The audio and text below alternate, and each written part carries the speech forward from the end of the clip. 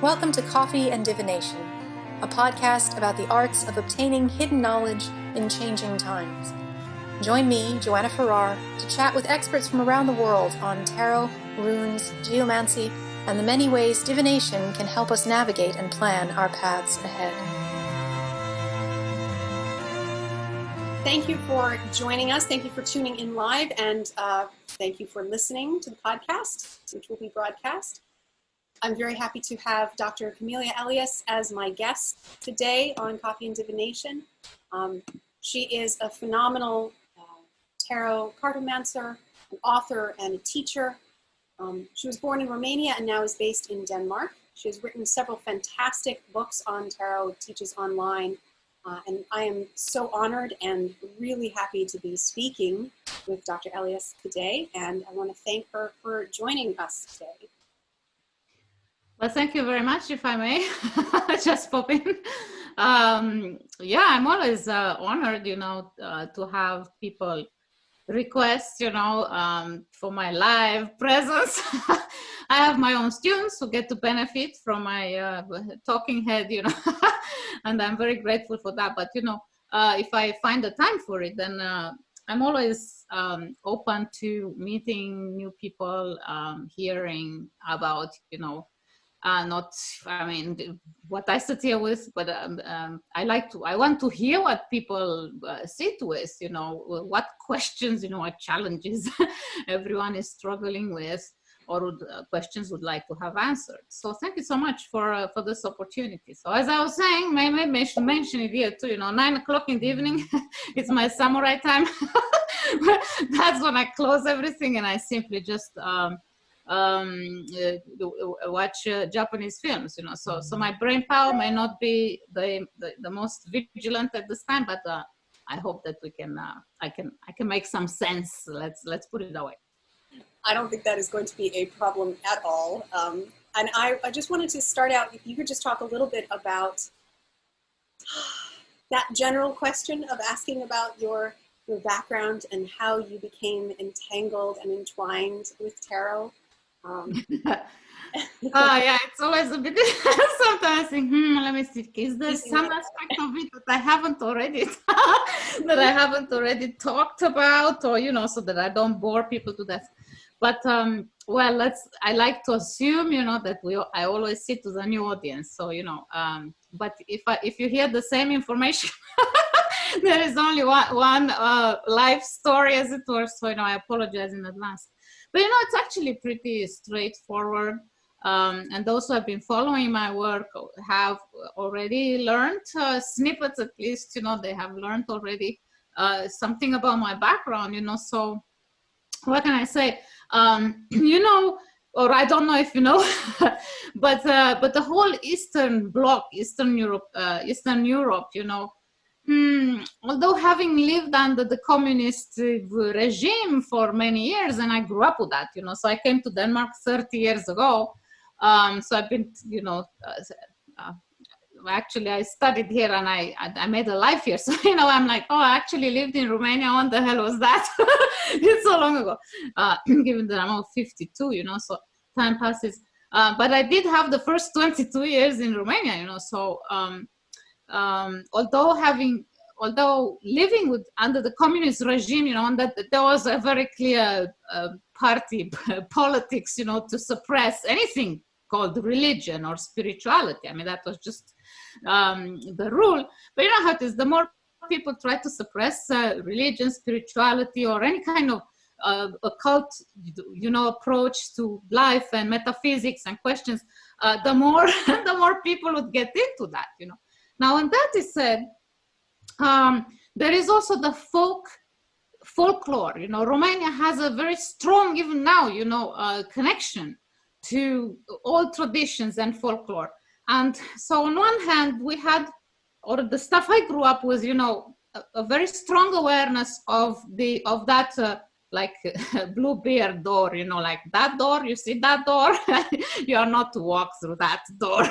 And people would like, I'm so going to walk through that door. So there was that awareness that was very conscious with everybody.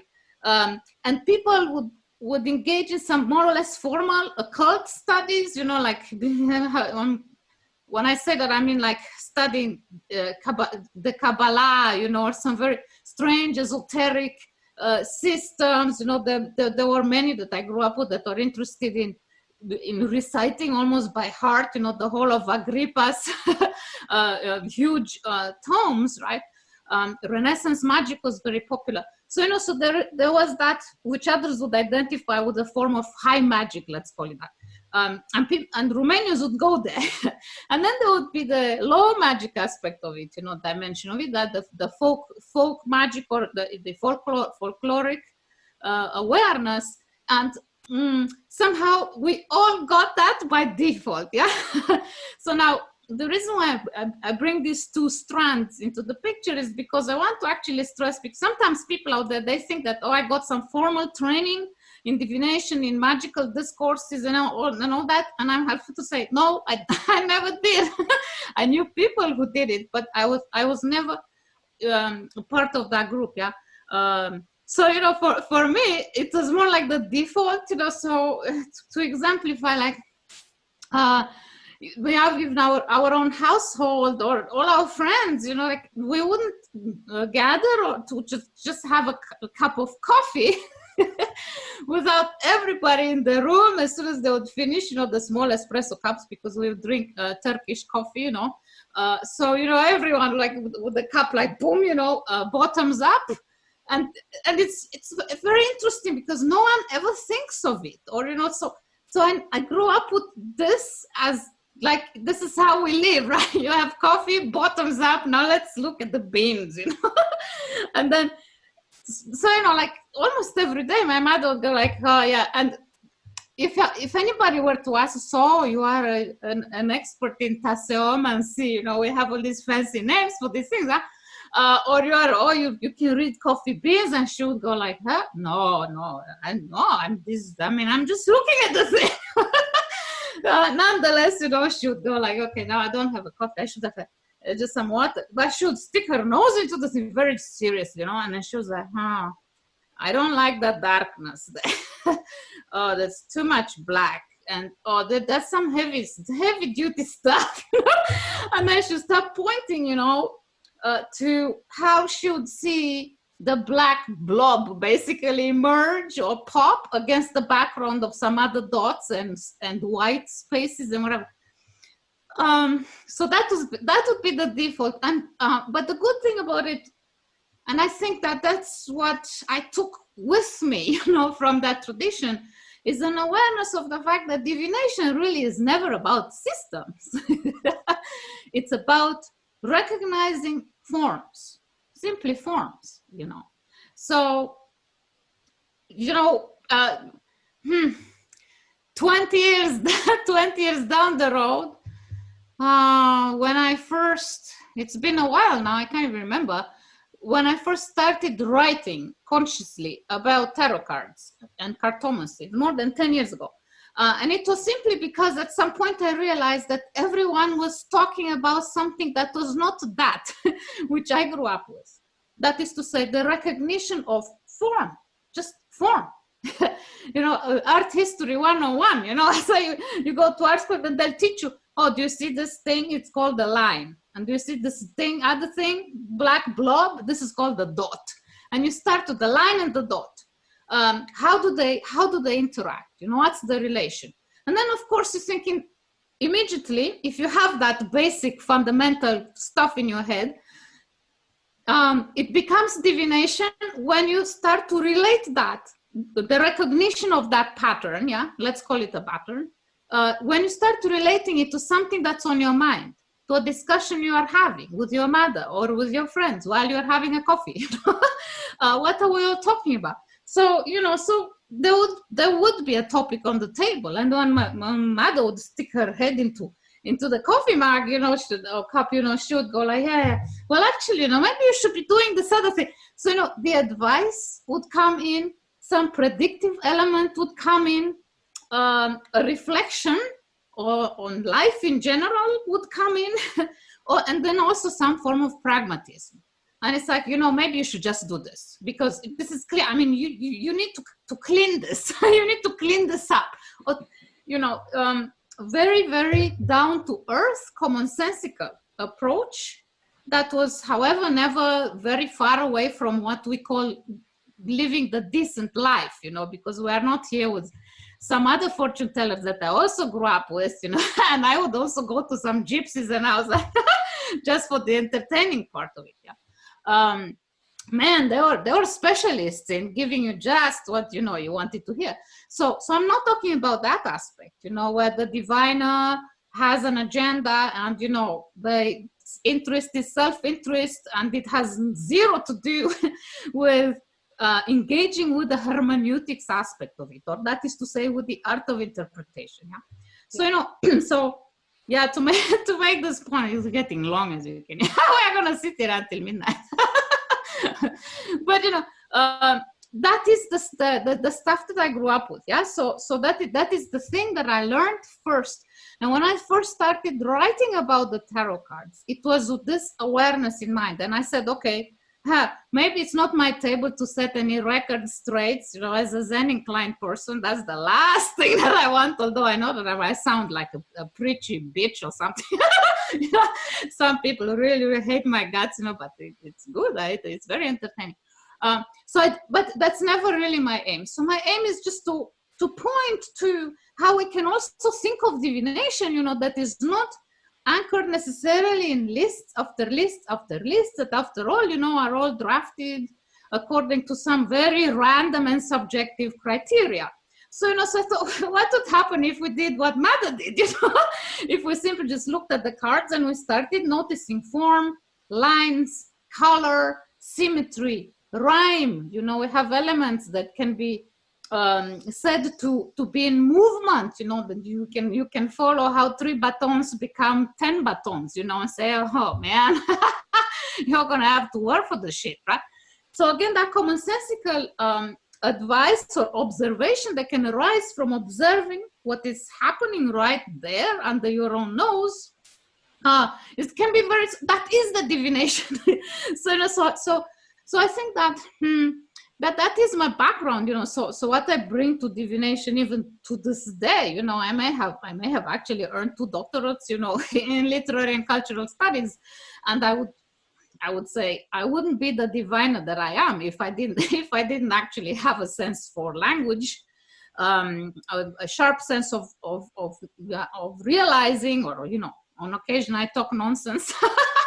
But most of the time I'm actually trying to pay attention to what words I use and how, and then always create a bridge, between my own cultural competence and the ability to recognize some patterns arising. That is to say, when I pay attention to the strictly formal properties of what I see in the cards, and then the outer context. There is always a context. There is no divination without any context. So, so as far as I'm concerned, this notion that just to give an example, that the cards are all archetypes or embodied. There is one I love. I love to smash the crap out of it. Embodiment. People all talk about embodiment. I also talk about that because we have characters in the cards. We have the hermit, we have the empress, we have the popes. We have these people fulfilling a particular function. So to that extent, we can talk about these figures embodying something specific, right? But beyond that, I'm always wondering, like, what the hell do the words designate? So I'm not interested in the archetype, in embodied witchcrafts or whatever, all the wanker words, right? So I'm not interested in that aspect of it. What I'm interested in is like how we can see, how we can recognize that there is a cultural function that's already been imposed on these figures that are easily recognizable to all of us. Yeah, we all know what an emperor does. And we all pretty much know what the hermit does. Yeah, he's the opposite of the man of action. Yeah? So when we have that recognition in place, then we can instantly begin to see how that enters into play with a context. There is always the context. So that's it. As far as I'm concerned, people think that, maybe some of your shit sounds so sophisticated, or it really isn't, you know, and I don't do anything magical. I don't activate anything that's called intuition. You know, no, I'm looking at blobs. You know, there is a black blob here, and there is some negative space. In you know, in a graphic design, you know, people instantly know what these things refer to. And then there is a question on the table. So, you know, so let's have a look at how we can work with this world rather than archetypes, embodiments, negative, positive cards, you know. I mean, maybe not so much with the tarot, but with the Lenormand deck, you know, the oracle, the fortune telling oracle deck, the Lenormand cards, you know. I want to have patience for all that. This is a negative card. This is positive card. Or this means that, and this. I mean, it can be useful to an extent, but and more power to all those who find this empowering or revealing. I don't find it empowering, and I don't find it revealing either. You know, the only thing that it reveals, it's my own limitation. You know, like, oh, can I remember what this one means? yeah, I read it in a book. You know, until you find another book that contradicts the previous book, and when you sit there and say, which one? It's interesting because you come from like you have 2 doctorates, like you were saying, so that there's this element of, obviously you have to have form, you have to have, you know, what do these things mean? You have to have meanings for words. You have to have like how pictures link to things that we understand. And some of that is like form that you can learn, quote unquote, but it has to be connected to context, and it can't just be so, we are never truly objective. There's never a thing that you can just pull out of a book and list it down, because it's constantly in context and constantly alive. If that's what I'm understanding, like that's what you mean kind of by reading like the devil, is being in that flow with it, rather than saying this means that and I now know that, because that's dead then when you do that. Well, I mean, I know a lot of diviners who are doing fine, both as professionals and as should I say? Why not give credit where credit is due? Reflective thinkers, you know. So I like to think of myself as I'm weary of self-labels. I hate labels, and I don't want to tag any labels to my own persona, and if I can avoid it. But in the interest of, you know, the instrumentality of it, you know, I can say I prefer to think of myself as the type, you know, of an analytical fortune teller, you know, the one who looks at some cards and starts a process of reflecting right then and there, you know. And often the reflection does begin with that observation of how forms enter into relations without the context. I mean, I never read cards without the question, because then, I mean, I could, you know, and I could lecture on the individual tarot cards, because after all, there is a system, and I'm familiar with the vocabulary, so I can also fling, quite sophisticated at it, even meanings. I can even invent them on the spot that are related perhaps to what I already know, symbolically speaking. But again, that's not really what does it for me. So when you mentioned the subjective, you know, but sometimes I have a quarrel with the subjective. Honestly, what are we talking about? Yeah, there is nothing that is not subjective. And from a Zen perspective, they say, hey, you are the only one. Your mind is already projecting out there all that which you have internalized as a world, which is like your world, your world of perceptions. And the world is such as it is because you perceive it in your totally subjective kind of way. I'm down with that. But where does this subjectivity come from? You see, as someone who's trained in cultural studies and philosophy, you know, I'm thinking, where does all this come from? And I can't run away from concluding that it comes from language. So guess what? You know, I mean, I won't even be able to recognize that I'm sitting here at my computer called the MacBook Pro or whatever. I can, yeah, that's it. That I'm yelling here into this Yeti microphone. I mean, you know, so is this subjective? Like, oh, I'm seeing myself surrounded here. By the way, there's the fortune teller made by one of my students, a beautiful textile art here, representing me, of course. So is this my subjective world, so to an extent it is, because I inhabit it, yeah, or if I want to sound sophisticated, I say I embody it. I embody this world, yeah. At the same time, if I didn't have language words, yeah, to nominate the space, what would I have, yeah? And who taught me these words? My mother, I guess. So, once you start reflecting on what language we actually speak, that never belongs to us, ever. No matter what kind of pretense we want to invent, people are welcome to challenge me on this. And I say, oh, really? Please, you are welcome to argue. Let's have a contest. So to the extent that we don't speak ever a language that's that's ours, that's original, that's subjective, that's why I'm, you are gonna leave, the mean fortune teller from Romania. No, there is no such thing, right? There is no such thing. So that's why, on one hand, again, I granted that this is the place I inhabit, and I may be the steward of this room. But at the same time, what would this room be if I weren't able to put it into words, to describe it, So by the same token, the point I'm trying to make here with this example of how important language is that it's the same with the cards, with divination, with what we call the gift, like what fucking gift? You will only be as good a diviner as your language allows you to be, and absolutely, basically, that's where I rest my case, as it were, Yeah. Yeah, it's the same. It's that so I'm a professional musician. We were talking before. So as a violinist, it's like there is my teachers would always talk about technique is important, but technique, if you don't have technique, what you're saying about language is that technique is what allows you to have meaning within it. If you don't have the technique, if you don't have the words, it's just nothing.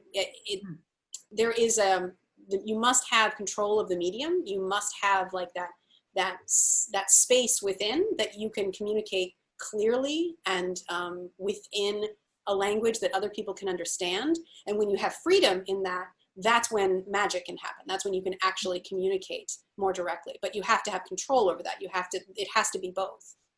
Yeah, that's right. Well, thank you for bringing that in. Actually, I've been thinking about it. And I thought, yes, I want to talk to Joanna because, now I don't know it. So of course I can't make any assumptions, but by virtue of the work that you perform, about that thing called discipline. So, exactly. So, sadly, yes. Yeah, actually, I'm not a musician, but I like discipline, I have to say, and I actually believe it's necessary. Yeah. I believe in that the very boring thing that's called like no pain, no gain. So but the other day, actually, speaking of my partner, who also sometimes co-teaches with me, and that I don't know what brought it on, but I said to him, sometimes I wish that we had the power, even after having invested 10 years, let's just say, in performing or perfecting something. And I'm all for that. We do the best we can. And then can you please do it a little bit better? I'm a very critical type, and I'm happy about it. I don't like the sloppy, even though I can be guilty of it, but if somebody catches me being sloppy, then I always say, please slap me, like finish me off right here, like I don't want that. So I'm always on a path, let's call it that, where I try to do better than I know already, that I can, within my own control. So I said to him, so I wish that I could hear more often that after having invested like 10 years in a craft, we step up to it, and then to ourselves first, obviously, and then to others, and say, I'm sorry, I have to give this up because I discovered that I actually don't have any talent for it. So now, being a musician, I know you know exactly what I'm talking about, and I don't mean to just sound mysterious here and make a side remarks and insinuate. Maybe some of our listeners here will understand what I mean, but I don't have any talent. I mean, it's a tough one. But you see, in some circles, especially those related to our so-called spiritual world, I have as yet to meet the diviner who have invested 10 years or whatever, who stepped up to it and said, I give it up, or I have to. People give it up all the time, mind you, because, there are reasons. You run out of time, you run out of steam, you find something better to do or more interesting and fascinating. We all change, and fair enough. However, those who are on a track of discipline, those who want to perfect themselves, and that are serious students, and invest 10 years in it, and then they stand there and say, I don't have any talent for this, I have to give that. So I have not met a single person who said that, so out there, if somebody, I would like to hear from you. How did you do that, because what does it mean? I mean, we live in this world where the creative supposedly has to rule over everything. Well, you can read anyone can read the cards, because anyone can recognize the thing that is called a line and the thing that is called a dot, and all you need to do is a little teaching, in how you put those two together, and you're off to go. But talent, do you have talent for it? And how hard of you, and still after so many years, you can declare that you have no talent. So you see, I'm always interested in these liminal situations, because in a way it is the person who steps up to it is already pushes themselves to that crossroad. Okay, if I give this up, then I have to fill this void with something else, and then you would expect in the next breath, as it were, to hear, okay, so what are you gonna do in the future now that you discovered after all this work? Man, are you stupid or something? But this is, I'm not even sure what I'm trying to say here, what the point is, but it's related to this idea of how important technique, discipline is, and how important it is to recognize somewhere that it's not all about intuition, about the gift, about the years that we can put on our CV or other. This one is a favorite in the cartomantic world or tarot world. 40 plus years of experience. I mean, okay, fair enough. I actually know some people who actually have that. But again, what does it mean at the end of the day? What I'm interested in is what kind of talent do you have, and how do you demonstrate that?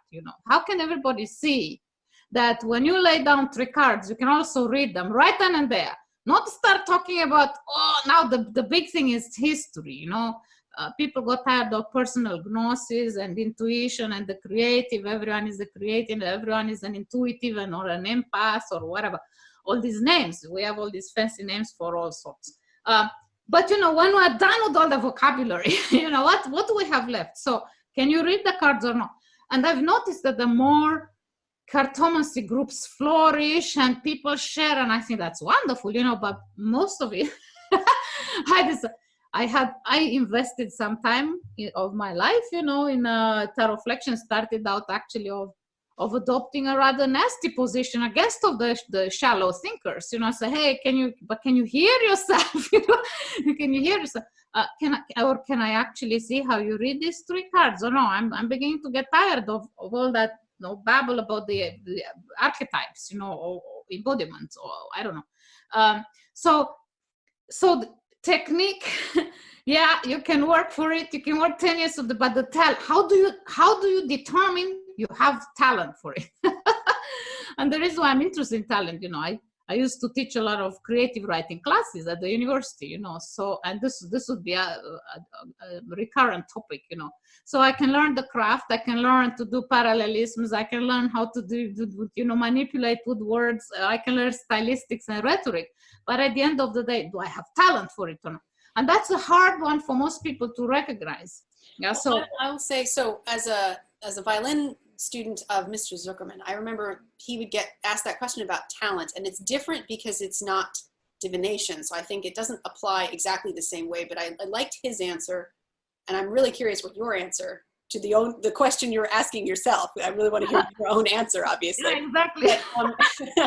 But his way of defining talent was, I've never forgotten when he said this, was the ability to transfer what is here, what is inside of you, in such a way that the people who are listening, that it is like almost an instantaneous communication. And there's an ease of communication that happens, and that's through technique. So that's you work years for that. But there's also something that is a little bit beyond that. It's beyond just the technique, and it's when you have that ease that happens between, and it can't just be within yourself. That's the thing that I think is similar to divination, is that it's not just you sitting alone with cards.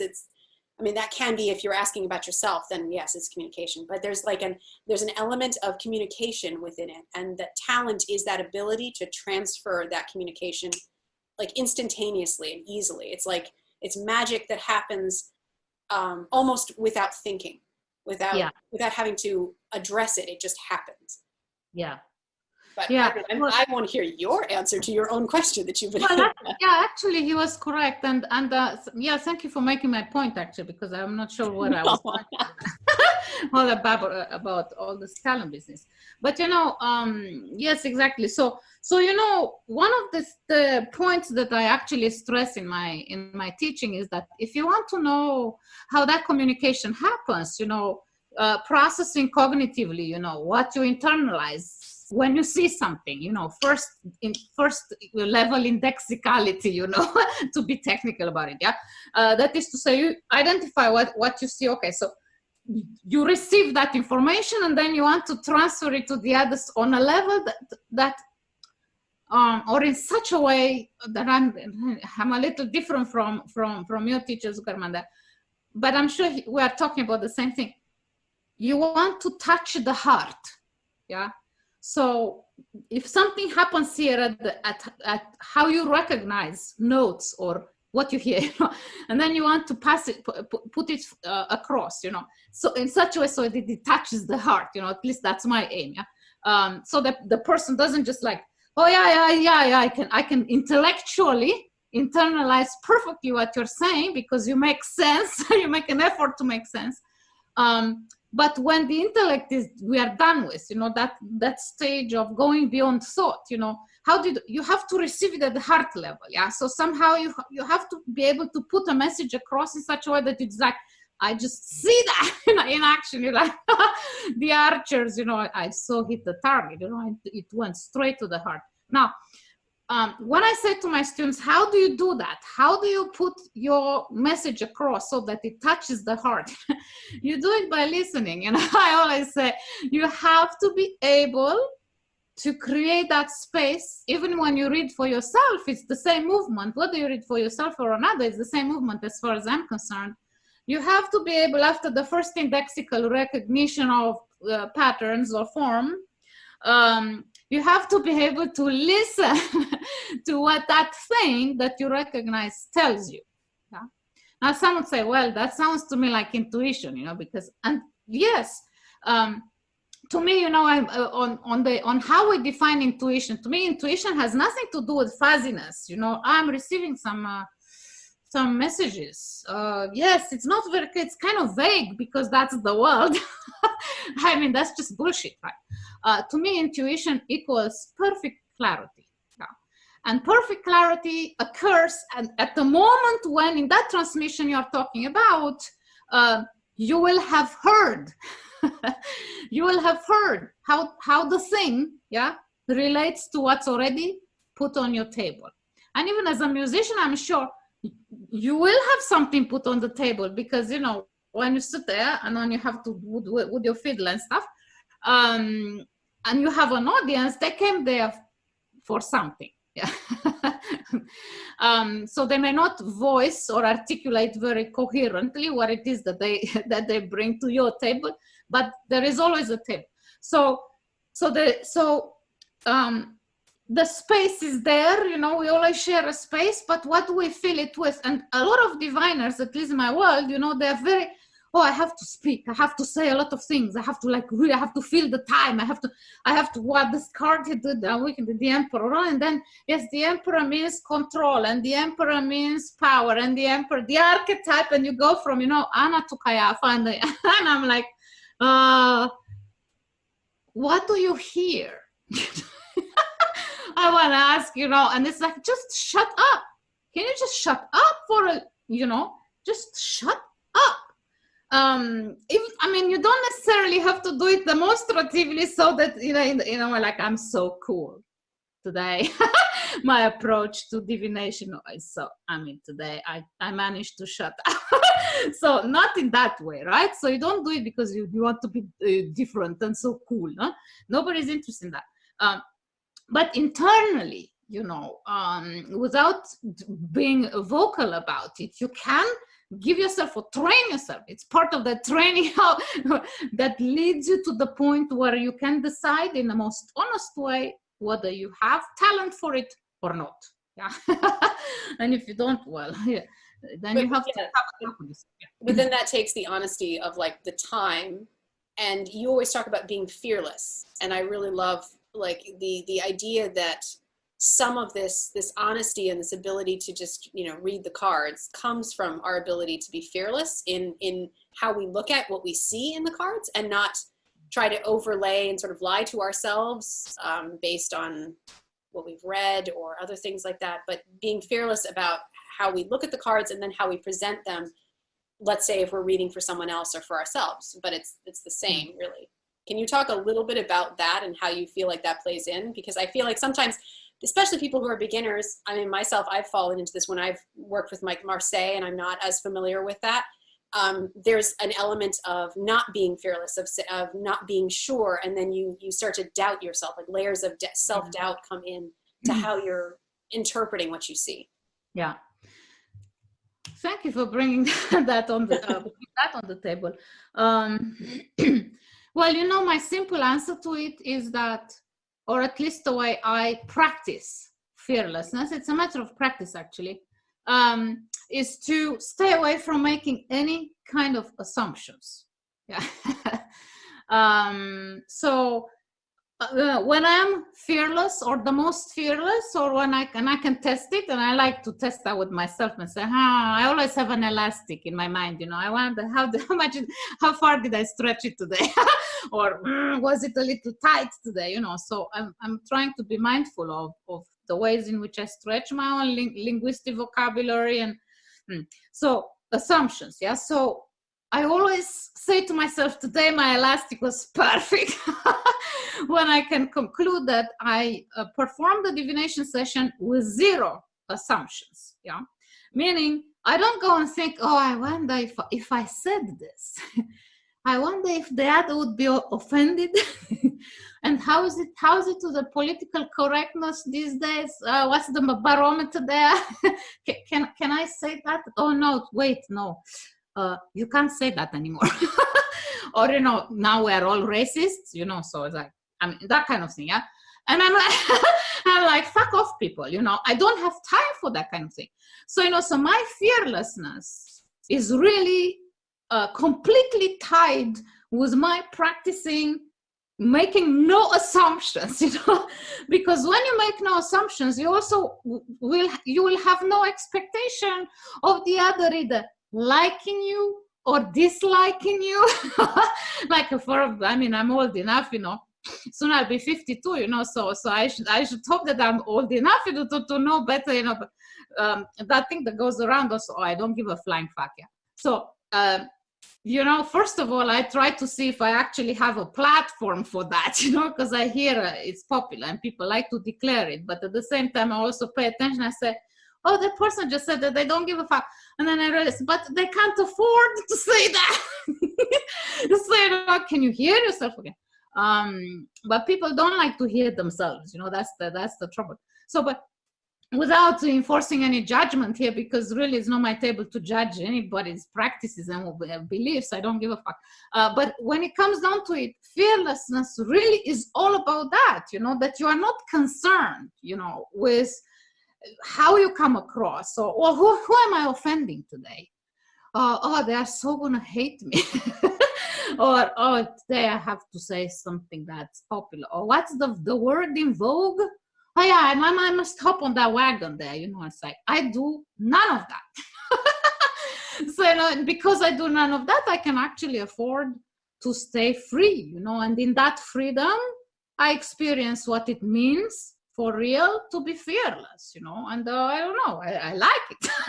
I like my own fearlessness. So I don't really have any other contribution to make than to point to this relation that can be, however, very tensioned. Sometimes people think being fearless is about putting yourself out there in a particular way, crafting your persona, finding this archetype and this goddess and I don't know what underground demon, and let's conflate them. And then something interesting that's you, original you, emerges, and then yes, now I have a brand. I mean, we all recognize this mechanism, or this other thing, like the terror. Sometimes I realized that when I go and expose some of my ideas, and say, people, please stop engaging with any mechanisms of identification. And then some of my students, they say, yeah, but I have to, people go like, oh, the emperor, I'm still here on the, yes, and you are like this, and you are like that, and you are in control, and you are like, and people go and nod, and then they feel good about themselves, and then they go like, I so relate. I mean, I think this is all lovely, and it's, it's endearing, but I really am very doubtful as to just how powerful that kind of relation, one-to-one, to just a bunch of keywords that are random, that you can find in random lists and books. So to me, it's like, well, okay, we transact with fictions, because as I was saying, no one speaks their own so-called original language. So already there we are fact, what I deliver is it's as fictitious as the other thing that's like, man, this is just me. This is so me. I so relate. So, so there is a tension there, of course, in our work with the cards, because if you consciously try to pass on a message that that refutes mechanisms of identification, that kills off identity, like everyone has to have an identity. I mean, just look at the political world, it's like, and I'm like, God, I mean, I understand identity is very important to some, but at the same time, if people would switch a little their brains from this focus on identity, I can also see how much freer they would be, So now to relate this discussion, to the notion of fearlessness, some think that being fearless means embodying, let's talk about embodiment, a particular desired identity, one that has been empowered, maybe a little inflated, because, your small me yesterday was trash, that was no good. And today I want to experience me as the big thing. And I mean, okay. And then meanwhile, people say, yes, that is the real core.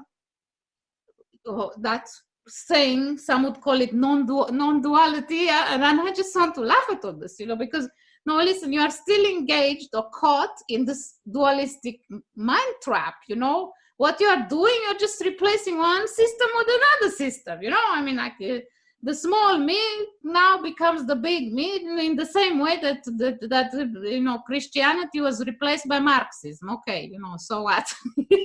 So I often, what I'm interested in a divination session, when it's fearless, is actually that point when we can say we have transcended. Let me use that word. That's also a fraught word, by the way. But we have transcended this, or else we can be said to have gone beyond, beyond, because then I'm not concerned anymore with how I look, who I am, how many doctorates, who was the big diviner who was inspired in my family, or I don't, who was a Kabbalist and who was, I don't know, all that stuff. Lineage, seven generations of psychics. Stories, and stories, so the stories are entertaining and we like stories and we create stories all the time. But since when are the stories the thing itself? So what I'm interested in when I talk about fearlessness is actually that space, or sensing that space. I'm not even sure it's possible to sense it, but what I can say, today I am beyond. Today I am beyond all this because I don't make assumptions about what people want, what they expect from me. And I don't expect them myself to like me, to endorse what I say, to tell the whole world that, wow, that one is brilliant. And then tomorrow, they'll say that I suck and then I am a mean witch. I mean, I just want to laugh at all. So what I'm saying is that if we stop with all that, just don't assume anything. Then it's very likely that you'll begin to see your cards in a completely different way. You will start hearing the cards like, what are they saying? What am I hearing here? And by the same token, when somebody, if you have a face-to-face exchange with somebody, reading for somebody face-to-face, you can read everything, both from body language to gazes to hands to everything. You can hear, you can start hearing, being there in the presence. So you don't go to books, you don't go to your credentials, you don't go to the embodied desired identity that's so cool. I mean, none of that matters, right? So when you are there trying to listen to what the cards sound like, what they tell you, then you're also there beyond making assumptions, beyond fearing, conversely also, other people's judgments or gazes upon you, constitutive gazes, now they like you, now they hate you. I mean, I don't know. My life is too short for all these concerns. Yeah, it's getting to the essence of storytelling and just seeing what is there and saying it without being within the context of the meaning, but also trying to get beyond that. And I wanted to, since I think this is a perfect point, given what you just said, we have a couple of questions that have come through because I put in the chat, or I think Daryl did, our tech support, told everyone who is here live, so this is a special bonus for people who are on Zoom live, that you could submit questions for Camelia to read the cards on for you.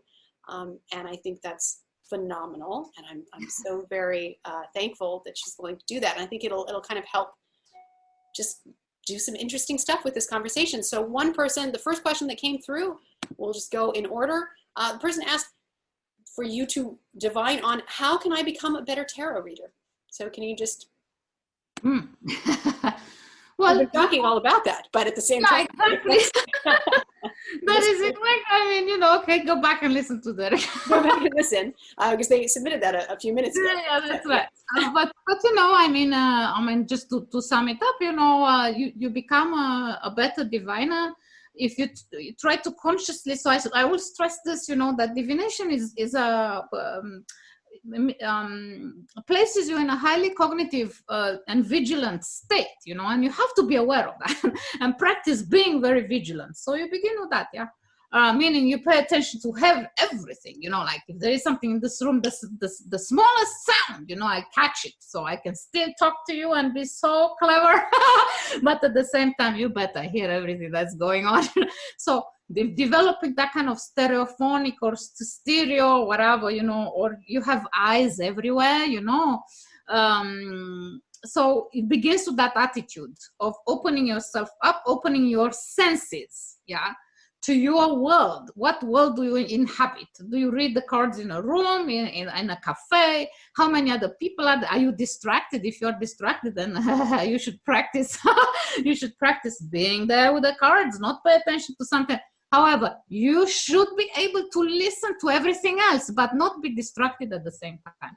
So that's the first attitude. Then as soon as you lay the cards down, you know, I always tell my students, you know, try and practice looking at them and see what arises the completely spontaneous way. Now, by that, what I mean is that you don't instantly go and recognize, which is difficult to unlearn if you are already schooled with all sorts of books of meaning. That this means that, like hell. So knock all that out, you know, if you can. I don't know if you can. I was lucky enough to never to have never been afflicted by that. So, you know, it's kind of easy for me. But you need to do that. So if you want to see what arises the spontaneous way, there is none of that. This means that, and that means this other thing, and da. No, you look at what arises, and then through your senses, what you can activate is also the spatial metaphors, or your awareness of spatial metaphors, you know. So I say the spontaneous way of looking at the cards is also the way that is trying, not that we succeed, but we can try, of bypassing language, yeah. So you don't instantly recognize what arises spontaneously because, well, you are so eloquent. So actually language can come in the way. So, but you have to, if you are aware of that danger, then you're already on the right track. But what I mean is that spatial metaphor is like, do you have, especially if you read with a full deck, you know, I like to read with a full deck, but we have the suits, you know, so a commonsensical thing, like you get 10 spades, 10 batons or something, there you think, man, it's loaded. It's like my mother looking into the cup again. I'm going to refer everyone to that example, like, oh man, all that darkness, I don't like it. So, you know, so that's the spontaneous approach, yeah. So you should be fearless in the sense, oh, but if I said that sounds so simple. And that sounds like very unsophisticated, right? But believe me, that is the place to start, yeah. So that sense, you know, like, am I with a heavy load here, or am I with a light load? So as soon as you recognize that, then you think, okay, what was the question? What was the question again? Aha, yes. How do I relate the heavy or the light to the question? So you always go back to the question. Now that's how you become a good diviner. You go back to the question. And then after that, you know, you can begin to pay attention even more to how what you see in the cards enter into play. As I was saying, you know, there can be some elements that you can follow from one card, as in a movement, flowing movement. You know, you can see how 2 batons, they turn into 2 cups. You know, this is like graphic design 101. You know, some people say, oh, wow, that's an original method. And I'm like, yeah, right. Has anybody read any kind of graphic design books lately? I mean, it's all there. So, and nobody talks about meaning, you know what I mean? And yet at the same time, it's like this, have a look at how artists sometimes formulate the artist statement, you know? And then you can see that they do it without activating any set meanings for the stuff that they go through. So, you know, so is it hot? Is it cold? You can pay attention to that atmosphere. You can pay attention to a sense of temperament, you know, speed, you know, like, oh, am I with the fast cards here, or am I with the slow cards here? So you become a better tarot reader if you start the session with observing these things as the first, yeah, before I say, but this means that. And it's like, I don't know, you know. The other day I was reading, just to give an example, I was reading the cards for somebody who had some eye issue, yeah, they needed to consult a doctor, right? So I get in the Lenormand, so I get the sun and the size, right?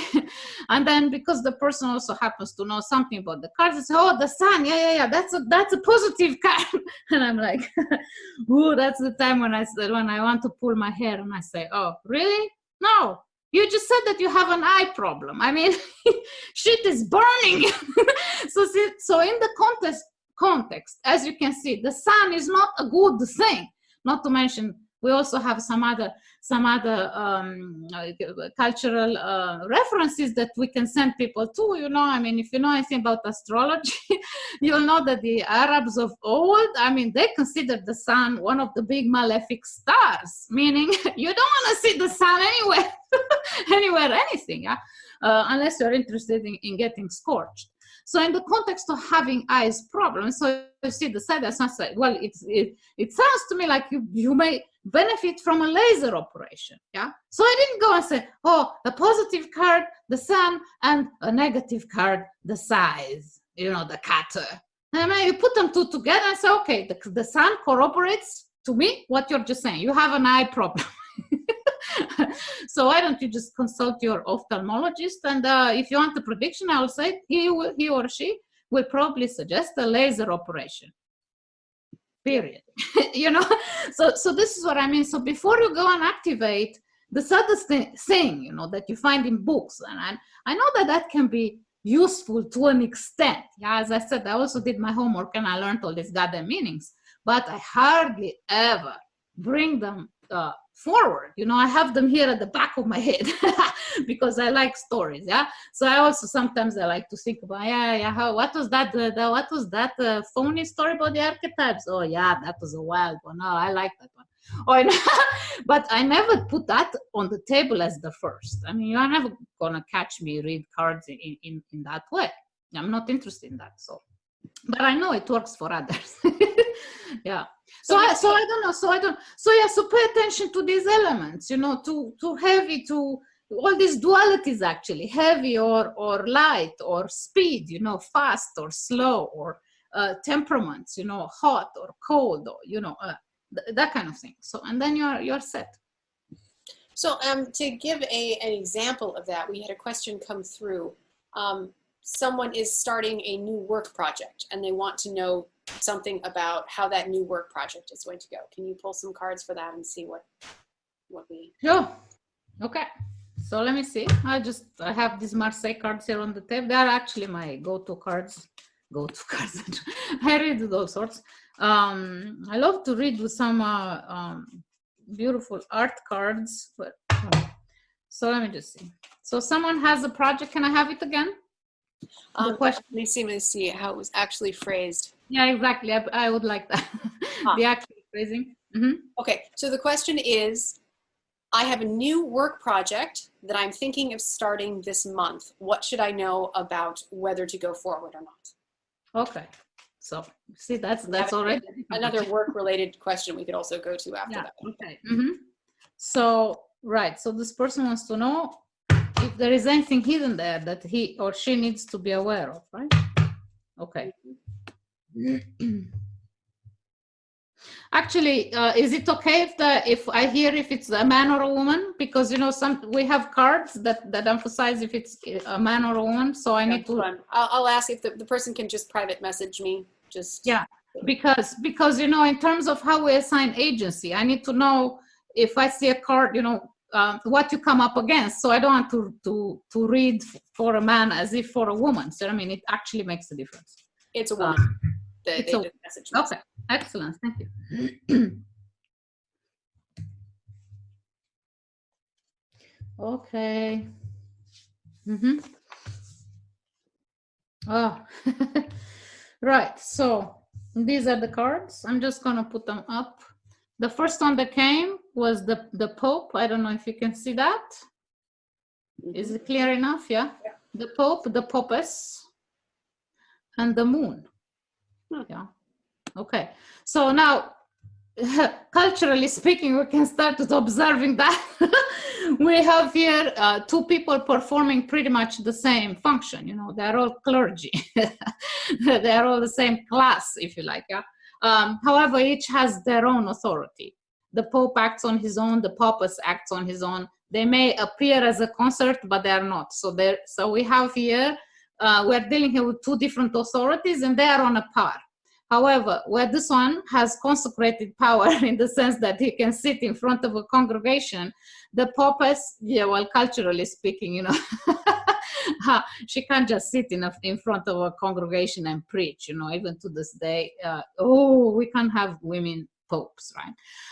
So we have this one here that goes forward, and this one here that, culturally speaking, at least is the one who's always in the back scene, if you like, or the one who has the book, literally. There may be some bookish things. something that needs, these two are in conversation, perhaps exactly about how to structure the thing. We are here with the book. I mean, the Pope, you know, so I can hear the woman. This is the puppets. The woman represents it. This is why I need the agenda. So you are sitting here in conversation with the Pope, hoping for the blessing. And, you know, the Pope would be well inclined towards the puppets, because already we can identify that they fulfill the same function. You know, they're spiritual people, learned people. Yeah. However, you know, so you have the book, so it looks to me like what you need to do is to make sure that you present the Pope with something that he understands. So you have to actually put it across to the Pope, whoever you need to present the project to. You will have to say something that will appeal to their world. Yeah. Why do I say that? In other words, if it's something at the structural level that you need to take care of, you know, that's the book, you know, usually how do you structure it? How coherent is it? You know, now the Pope, being accustomed to a coherent text, because if he didn't have a goddamn coherent text, he would lose everybody, would expect you to speak that very language of coherence, okay? Now, why do I say that you need to look at how strongly structured your project is because we have the moon in the picture, and this is never a good card. We're not here with, oh, it is so creative. I mean, sorry. I mean, maybe your project is creative. I don't give a fuck. But what I know about this card here is that, see, now a little Marseille Tarot teaching 101. The Pope and the puppets become two dogs, you know, and the two dogs howl at the moon. Maybe this howling is all about the book becoming this crayfish. Okay, so now you can see how the elements from these cards transpose themselves, or we can attempt the transposition into the moon card. Now, however, insofar as we start with people who are eloquent and learned, if the progression is towards the moon, where each of these two kind of lose it, yeah, they lose their capacity to articulate verbal language that everybody can understand, including themselves, yeah. If they lose that, then what do you have? You have some babble. You have howling at the moon. The book becomes a crayfish, like now it's coming out, now it sinks back into the mud. So you see, so I would say that, because your question was, is there anything I should be aware of? Yeah. What you should be aware of is how well structured and how coherent your book is. So make sure that you tighten that, because if it just floats in some creative goddamn project, yeah, or some idea, you're gonna lose the Pope. He's never gonna give you his blessing, okay? So that's my message. So you have to be aware of the fact that your project may end up here in a pool of misunderstanding, and that's obviously not what you want to achieve. Mm-hmm. Oh, that's fantastic, and that it's both. Yeah, I like seeing how you did that, because it's a beautiful kind of melding of, yes, some of those might be traditional meanings for those cards, but it's a lot more than that, because how you put it together in a story and how you actually see what's going on there between the characters in the play is completely different based on actually going inside of it, rather than just saying, oh, these are good cards, these are paired together. What does that tell you in the end? Nothing, if you don't tie it together somehow. Yeah, I mean, of course I could go down the other road, you know. I mean, I could see the Pope as the archetype of God knows. I mean, sorry. Maybe I should reconsult my meanings, books, you know. I forget now. But you see, what I do here is really not very complicated, but I do start with identifying what I see. And what I see is these two suits. And what I also see is that they are on the same par, yeah? So they share, yeah? They share functionality. They perform very similar functions, yeah? So here in the context of the project, I can see that this woman is presenting the project with somebody who actually has the capacity to understand, yeah? But when this one is in the picture, you know, I'm not gonna go with the moon is fertile. Here you are with the goddess of creativity. I mean, like, good luck. But no, all I see is that these two let's start off together with having a conversation, be happy that you actually got the Pope to listen to you. But if you want the blessing on your project, you actually have to make sure you speak a language that won't render you here in this pool of misunderstanding. The moon. And then, of course, when we talk about the other type of functionality, that's more why the moon is symbolically associated with fertility, creativity, all that stuff. Well, it's because, the moon has no light of its own. It reflects the light from the sun, so fair enough. So when we're dealing with shadows, then you start thinking, oh, yeah, that looks like the devil. And when you get closer, so, oh, that was just that tree stump there, that I saw this morning when I was walking. Man, I swear it looked just like the devil. So in other words, that's creative, no? Because if in the evening, after you see the stump, the tree, the dead wood there, and in the evening, all of a sudden, it becomes alive and it acquires a different type of significance. That's creative. I grant that. However, in a context like this, do you want to be caught there with your project? Be the subject of misunderstanding, or there what the Pope downright will say, I think you lack clarity.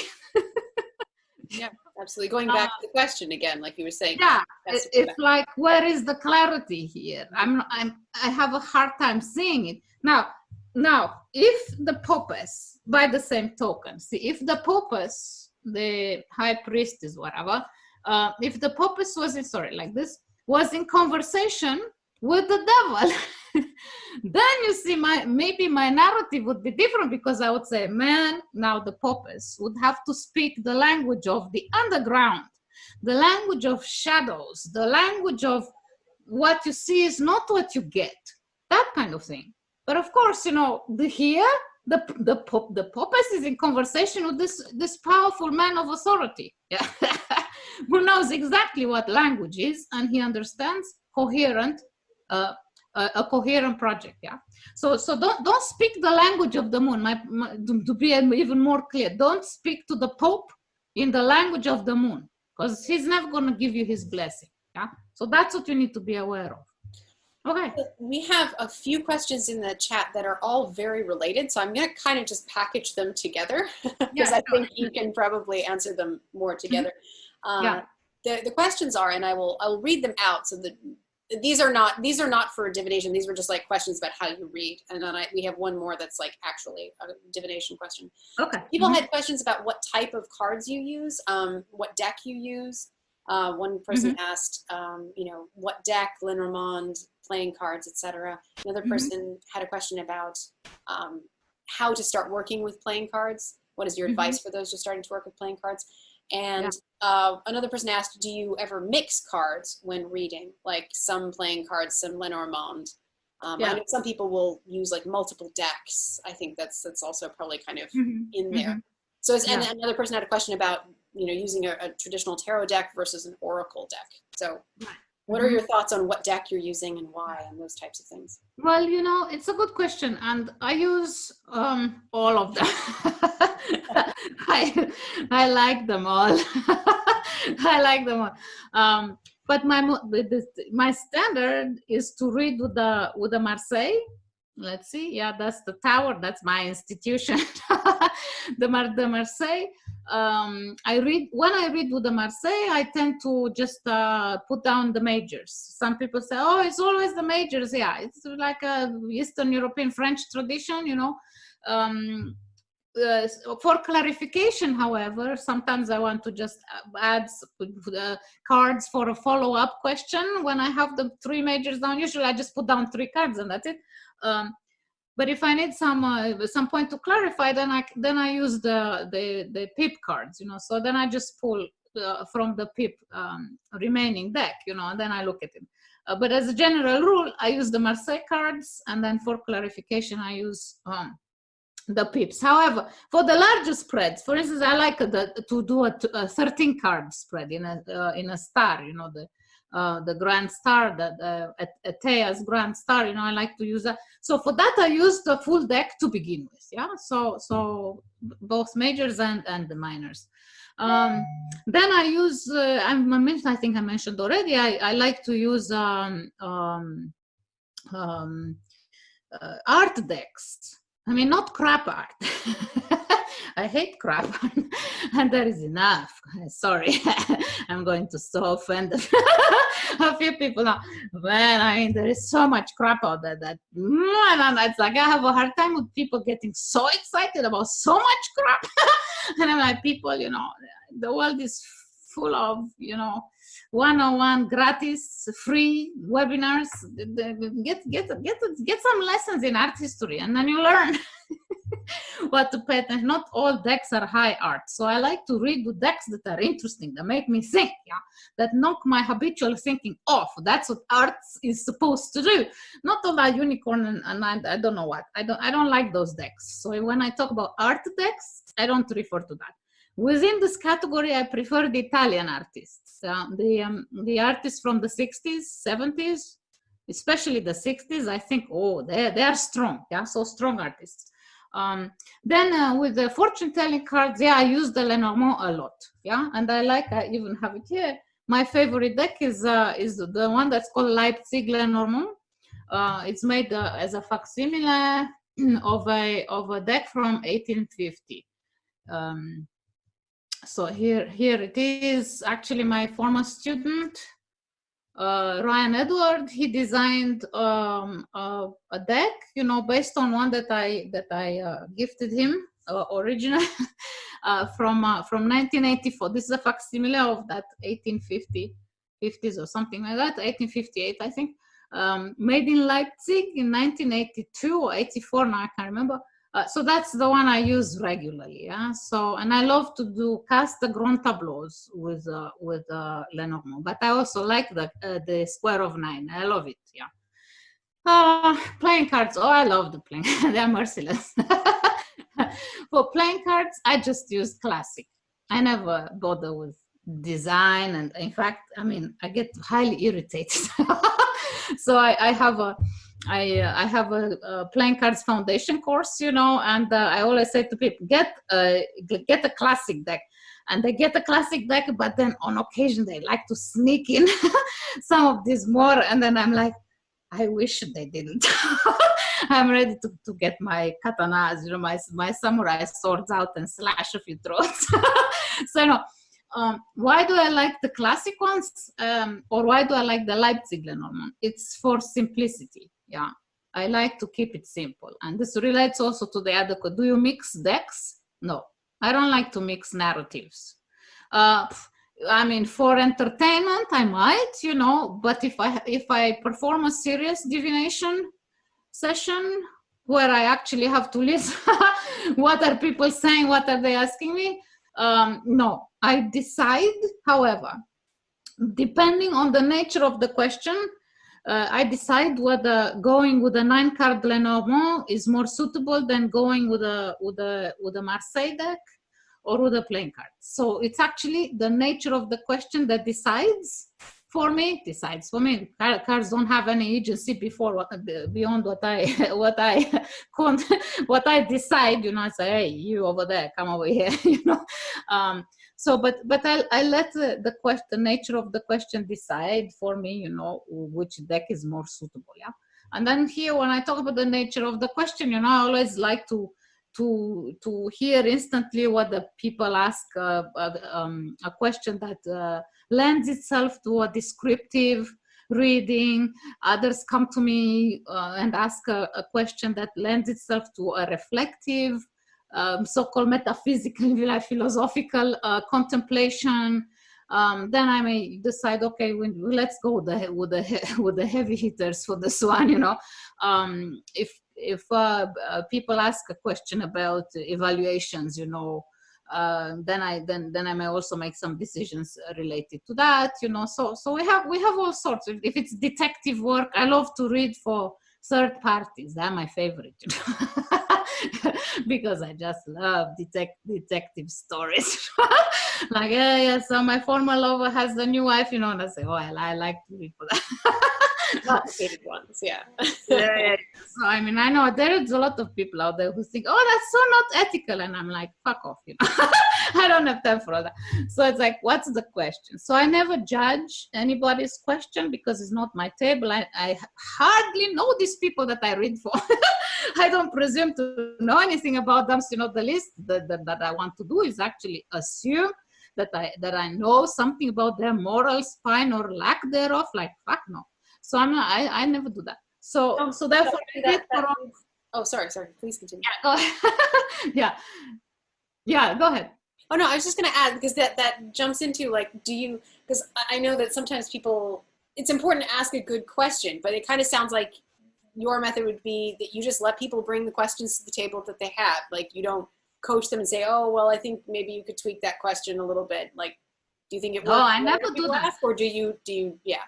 Yeah, no, I never do that. However, if I see, because sometimes you do come across people who are loaded, emotionally, physically, and they go from here, then, and I can't quite pinpoint, what it is exactly that they are after. And, I'm the kind of person says, can we try again? So actually, I do ask for clarifications, but I never dream of revising people's questions. Like, hell, why would I do that? But I recognize the space in which some people are, so they can't formulate it coherently. Then I help them and say, okay, so this is the story. But I always start with the descriptive. So I said, give me more context. What's the context? So they describe, okay, and then this happened, and then that happened, and then the situation, and then the dynamic was, and then the tension was here. And then I say, okay, and you want to know then this, right? And then I corroborate, and then I put it for them, yeah. But I never do it on my own, where I say, oh, let's tweak this or let's tweak that, because what motivation would I have to do such a thing? I don't do such a thing. But if people are unable to formulate a thought coherently, then I offer to help. So there's somebody else who had a question for you to read the cards for, and I thought maybe we could do one more quick. This is a guy, male, whose question is, we had all work questions. Interesting this time. Right now, I suppose that makes a lot of sense, considering the nobody wants to know about their former lovers. I know, no lover questions. I would totally put this forward, but all right, next time. I am job searching at the moment. What can I do to improve my chances of finding a good job? Okay, cool. So I'm just shuffling a little. I like the sound. Someone just asked me, oh, do you always do that? I said, yeah, it's a tick. I do this, I shuffle, and then I go to a place where I think about the question. It needs to sit with me. So what you want to do to score this job, no? Yes. Mm-hmm. Yeah. Okay, so let's see what we got here. I think this is the order, so I don't screw it up. Yeah. This shit is falling off. Sorry. Let me see. No wonder I wasn't hearing it. Okay. So the first card down is the Magician. The second card down is Force or Strength, as people prefer. And then we got the Pope again. Maybe I wasn't shuffling. Never mind. I did shuffle though. So, now, we are here with, before I say anything, with two open-ended, to a string that's open-ended at both ends, actually, yeah? So the Magician is looking here towards the past, and the Pope is ready to give his blessing to somebody else. Tough luck. So, so immediately, even without anything, because even without having that question on the table, I would say be prepared to get a rejection, yeah? You're not going to get anything right now.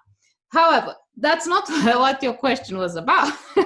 You said, what can I do to improve myself? So you see, it looks like you're perhaps you need to leave some things behind that pertain to exactly this character. So maybe you actually, speaking of embodiment, you embody this type, someone who has dexterity, mental agility. You're good at juggling with your tools on your table. These are all excellent qualities. However, not everybody likes to see the trickster or the one who is good at the con man. I mean, let me put it that way also. Not everyone is interested in that type. Some people are interested in the ones that are not so neurotic. Yeah, so I don't know anything about you, but if you are like that, I would say, related to how you can improve, stop it. Stop being neurotic and stop struggling with, I don't know what. Perhaps I'm thinking, speaking of the same method of following the elements here, I see that there is something, this tiny little thing. Some people like to think it's a half of a penis. I don't know. This is the nice quality of the Noblet deck. Jean Noblet from it's a facsimile by Jean-Claude Flornois, but the Noblet was designed in 1650, so it's an old thing. So it's full of quirks like that, quite vulgar. And I like it because it's so vulgar. So I don't know. So maybe it's like you sit there with something and you're ready to put on the other's table, in your job search. That vulgar thing, don't. Yeah. Or half of it. If we keep the vulgarity out, it's like whatever you have, it's not fully baked. And actually, that is also the shit that you struggle with right now. So whatever you hold here in your hand, that's tiny bit now becomes maybe also in your own search, becomes a huge lion that you think you need to tame.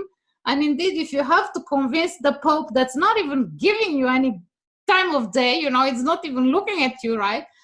You'll need to find a way to deal with this issue, right? So yeah, from the magician, be more like the Pope, do the Pope. In other words, don the suit, show some consecration that others bestowed on you, not something that you proclaim for yourself. Sorry. That trick only works in some contexts, yeah. If you have a problem, then make sure that you also kind of find a way to cover it up. And the reason why I'm saying that is, you see, we have La Force here with her cape, and this lion. Now that I look at it, okay, I'm looking at it in mirror image, so I'm talking nonsense maybe. But you see, so the lion here is in full sight, yeah. So in your search problem, there is some issue there that's in full sight that shouldn't be there. Something that starts out very tiny and very little, that's in full sight. So I'm looking at the cloaks, the play of cloaks here. So see, this woman's cloak is like behind her. The Pope's cloak is more gathered around himself. So, why don't you take this lion and pretend that they are your disciples, or at least one of them, or say, I am ready to teach, that kind of thing. You didn't tell me what area you are within. Sometimes be specific with your questions, people. If you want the analytical fortune teller to help you offer that information, because it's actually important to the ways in which we end up being precise ourselves about it.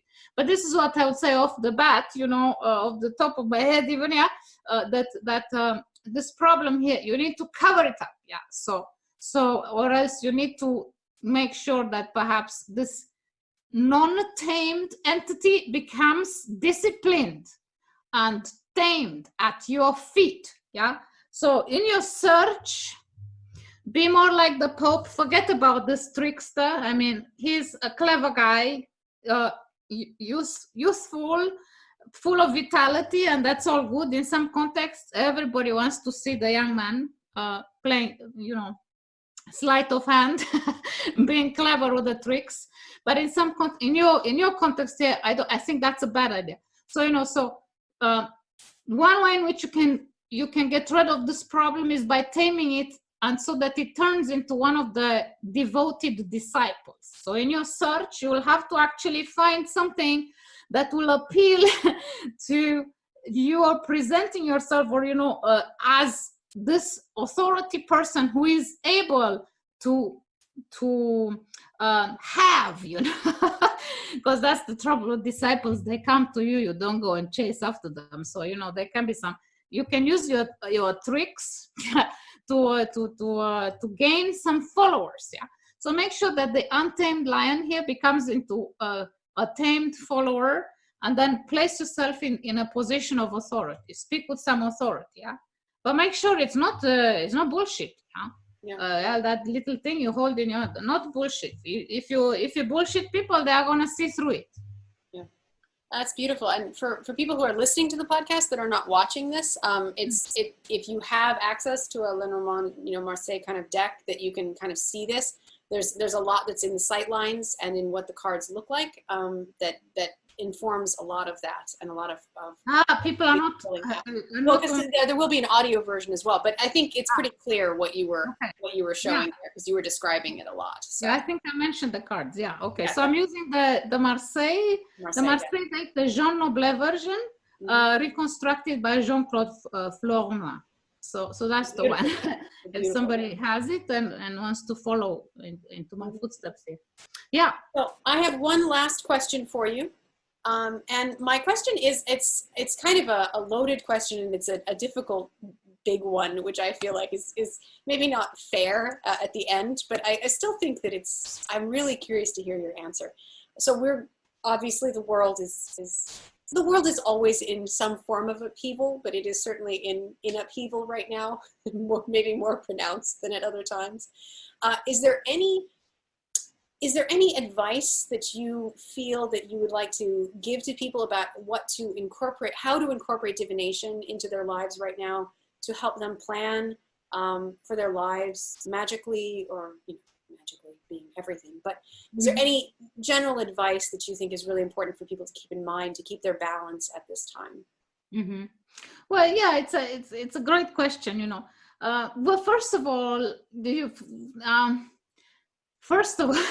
make sure that whatever you go through or you experience, you start with trying to distance yourself from it first.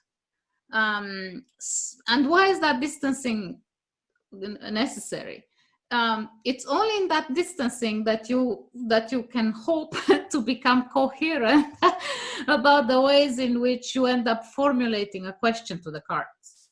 And working with the cards on a daily basis in times of crisis and all that, I mean, it's beautiful, but you can't do it when you are all worked up, and the politics is crazy and the world is fucked up. I mean, and you are all worked up and your blood pressure is up. I mean, you can't formulate a coherent, and what I like to think of is a true question to the cards if you are in the state. So try and pull away from it, and if you can't, then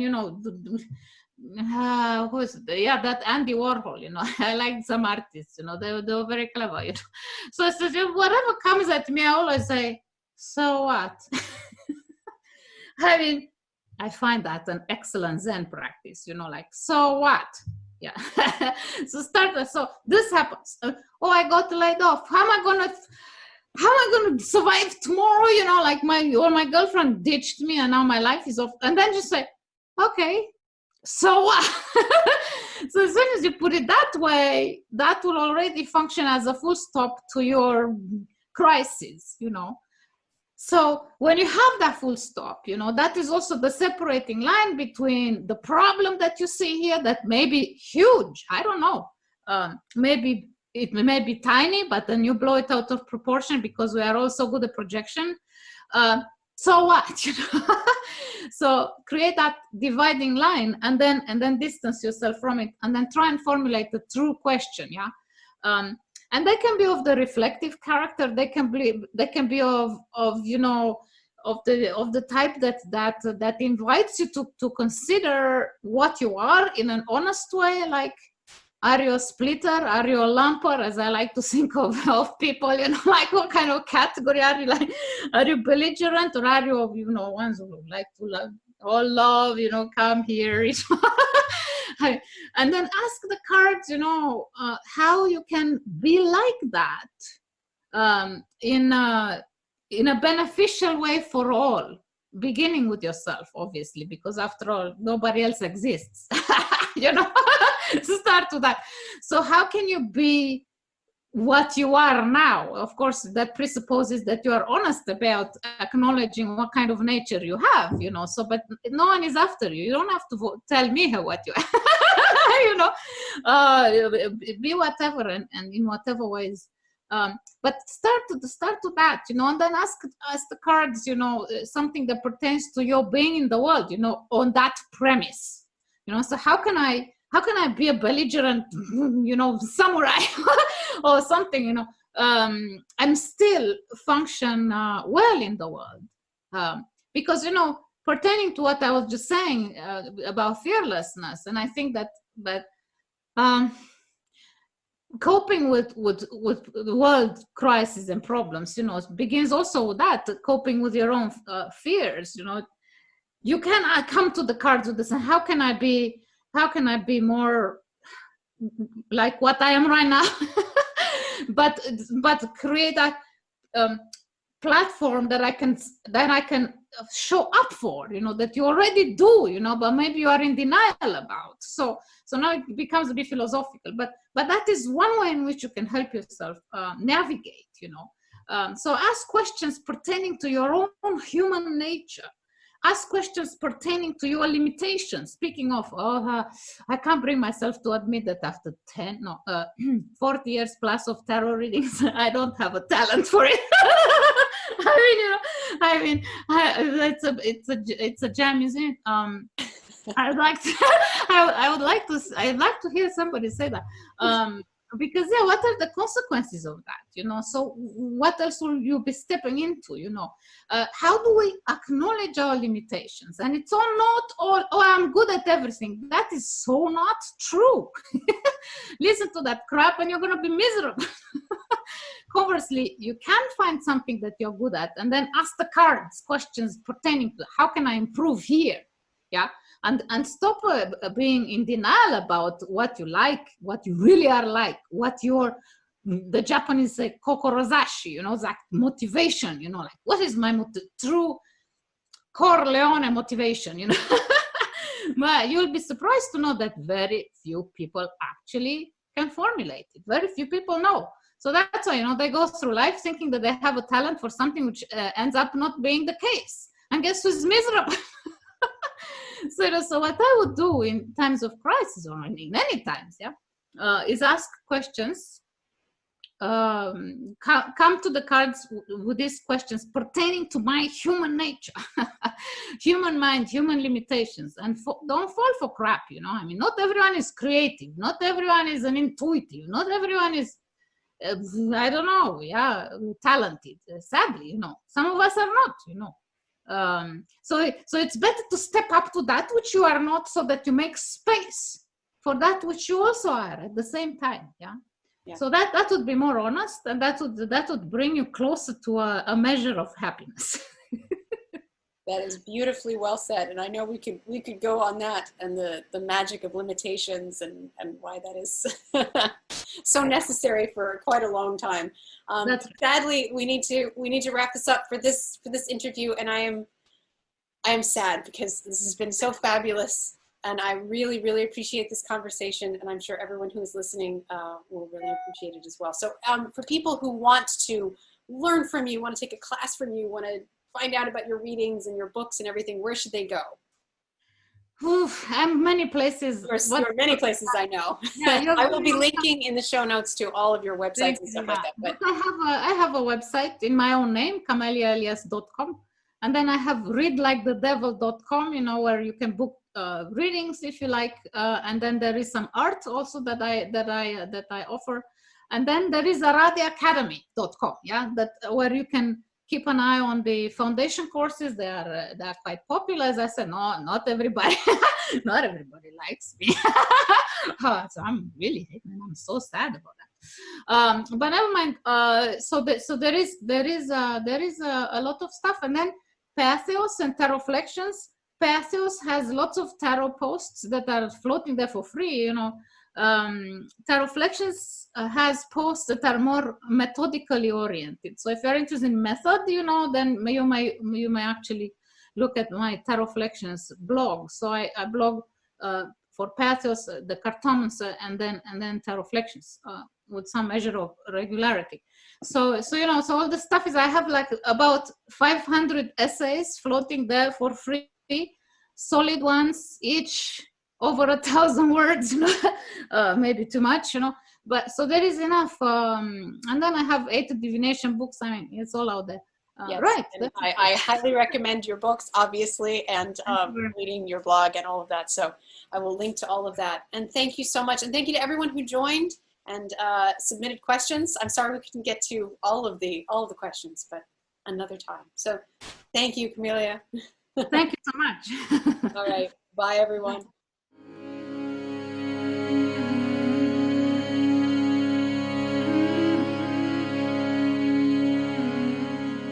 Well, that was absolutely wonderful. It was an honor and a pleasure to speak with Camelia. I'm so glad we had that conversation. I so enjoyed it, and as I expected, it went off in many wonderful, unplanned directions. I love that we got to speak even just a little bit about the nature of the connection between divination and art, divination as art, and how closely related so many of those same concepts are. Divination is a living, breathing, messy, disciplined, spontaneous, and deeply intuitive art form, which is something you just don't get from merely practicing a little bit and reading a couple of books. The act of actually doing it, of having a question and following that story, changes everything through the act of it, even with all the practice and the structure you have behind you, and it makes it into something so much more. Thanks to everyone who joined in live and submitted questions via the webinar. We will continue to do that each time via Zoom, so go to our website and you can register to be a part of the conversation next time. Please subscribe to the podcast and leave us a 5-star review on Apple Podcasts if you enjoy what we're doing here. It really helps. And check out our website at coffeeanddivination.com. You can find me on Twitter, where I am at FiddleAngel. Enjoy your journeys with divination, and as always, I will see you next time. How long was the earth there? How long can we say we